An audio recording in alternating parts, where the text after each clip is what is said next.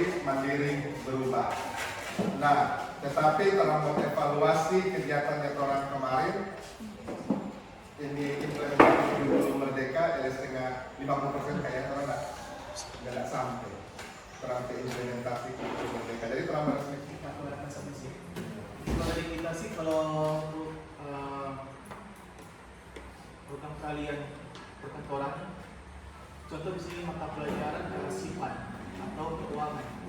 Nah, biasanya kita kalau metode pembelajaran, ya kita hanya menggunakan semacam sedikit materi, kemudian kita langsung suruh ini kan kurikulum merdeka, jadi terus bebas ekspresikan beberapa cara metode kan.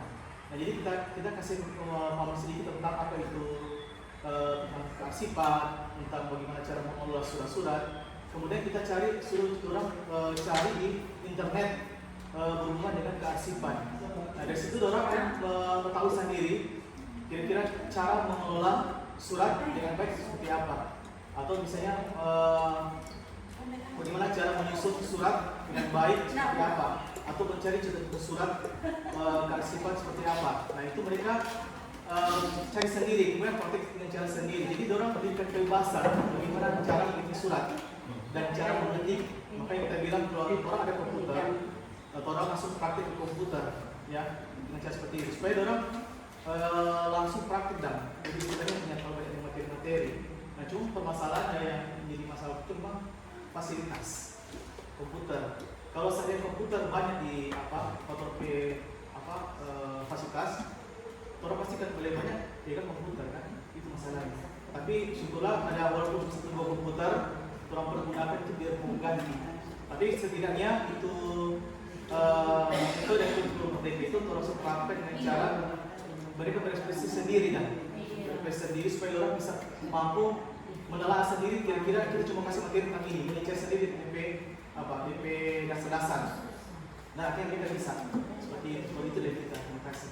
Oke, terima kasih dari jurusan, karena masing-masing guru punya kreativitas merancang, itu kan kita bilang merancang pembelajaran baik modul aja maupun media pembelajaran. Tapi yang di sini yang penting itu DPK-nya ini memang betul-betul DP dasar ini bikin berkembang agar supaya ketika masuk di konsentrasi keahlian ada bekal. Jangan masuk di fase E mantap ulang. Ya toh, sudah dasar-dasar sudah selesai. Jadi itu refleksi yang penting kita selalu merasakan bagaimana perjalanan implementasi kurikulum. Walaupun orang banyak miss sekali kan untuk IKN. Kalau mau bilang betul, orang cuma sampai 50%. Karena visi misi juga tidak pernah dipaham. Bapak Ibu tidak tahu terang PKOS seperti apa, kurikulum operasional sekolah. Karena sebenarnya IHT ini mesti ada materi terang mau evaluasi. Karena NIKOS ini tiap tahun terang mau revisi. Merevisi apanya? Visi, misi. Jadi ada masukan-masukan terang kendala itu semua kan bisa masuk di kurikulum operasional sekolah. Tapi sampai saat ini Bapak Ibu tentang wujud PKOS seperti apa. Tapi tidak apa-apa, dengan perjalanan waktu nanti akan tahu sendiri. Jadi materi sekarang cuma penguatan Bapak Ibu. Kita mau kasih kelas dengan terampil kondisi, tinggal terampil kebijakan, bakakur seperti apa, karena kalau juga orang mau kasih serahkan sepenuhnya Pak peserta didik di orang tua, orang melihat terampil kondisi sekolah tidak memungkinkan. Jadi terang liajo mana yang kebutuhan yang bisa terang ampuh dan pengajarnya ada. Jadi kayak kalau pilihan bisa, kalau untuk biasa dia kalau pilihan di luar jurusan ada fisika, kimia, biologi. Terang guru fisika ada, guru kimia ada, guru biologi ada. Jadi biar yang kasih masuk di situ, karena dia KJP 144 satu tahun. Nah, bayangkan 144. 4 jam dia, 4 sampai 6 jam dia satu minggu. Jadi ada pemilihan jurusan, tapi tidak apa-apa, karena kan ini belum masuk KDR. Jadi nanti Bakakur yang kalau sepakati pilihan apa yang akan teraplikasi masuk, supaya Bakakur yang akan menjadwalkan guru mata pelajaran.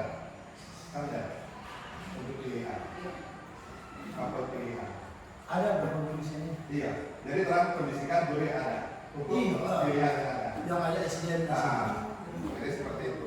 Dan materi sekarang sebelum kita masuk di, karena ini konteksnya tentang penguatan implementasi kurikulum Merdeka, karena sudah 1 tahun, jadi kita meminta dulu pertama refleksi dari Bapak Ibu guru selama 1 tahun ini apa yang sudah dilakukan dan belum dilakukan untuk implementasi kurikulum Merdeka. Kita meminta 1 orang merefleksikan kelas 10, guru ngapalin kelas 10.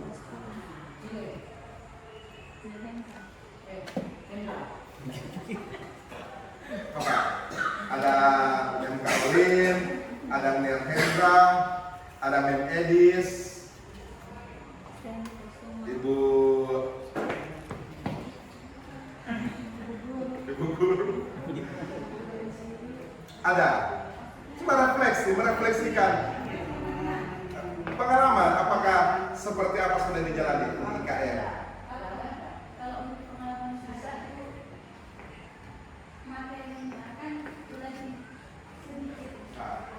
Jadi dari situ kita bisa memberikan materi itu lebih lama. Jadi usahakan lebih bisa mantap. Seperti itu pengalaman saya. Mungkin dan buku lain ada tambahan.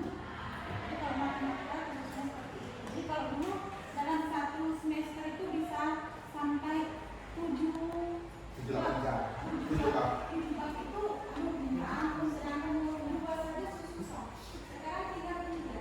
A3 itu ternyata dengan seperti itu kita merasa terbantu juga, karena dalam keadaan siswa yang seperti ini saya merasa lebih agak terbantunya. Kok capek juga dulu? Kalau ini tidak, saya capek 2 kan menjadi beban terkurang seperti itu. Jadi terima kasih. Oke, terima kasih dari Ibu Sutija. Memang kurikulum Merdeka ini kan yang esensial. Oke Bapak Ibu, terima kasih atas kesempatan yang diberikan saat ini dalam in-house training kita. Jadi saya diberikan kesempatan untuk memberikan sosialisasi tentang bagaimana penerapan budaya positif di SMK Negeri 4 Manado. Karena kita tahu bersama bahwa setiap satuan pendidikan harus memiliki budaya positif. Jadi budaya positif ini berupa kesepakatan kelas atau kesepakatan sekolah. Berupa misalnya tidak boleh terlambat, memakai seragam, lokasi hitam, sepatu hitam. Itulah dinamakan budaya positif. Dan itu budaya positif itu diterapkan juga di sekolah dan juga diterapkan di dalam kelas. Karena setiap guru mata pelajaran punya kesepakatan. Kesepakatan itu kayak peraturan.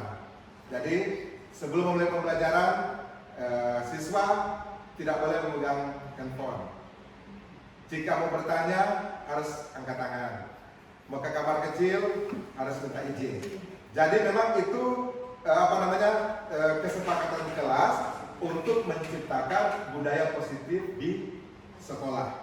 Karena kalau anak belajar, memang itu budaya positif kan terus sejalankan. Apalagi waka kesiswaan sejalankan itu yang terlambat Pak Iksan kasih sanksi. Cuma orang katun sebagai guru, orang mesti tahu bahasanya orang menyampaikan peserta didik. Karena lebih bagus, karena peserta didik mau ikut tuturan apa yang telah dibikin karena takut. Tapi dia bikin ulang. Tetapi kalau tidak ada perubahan dari DP diri keyakinan, jadi itu peraturan itu kalau atas keyakinan akan ada perubahan. Tapi kalau dia melakukan itu peraturan karena takut, akan berkontinu, akan diulang-ulang. Jadi tinggal terapi bahasa mau sampaikan seperti apa. Nah itu boleh Bapak Ibu terapkan di dalam kelas masing-masing. Tapi kadang-kadang kan itu terus lakukan hari-hari Pak itu sebenarnya. Nah boleh pegang HP.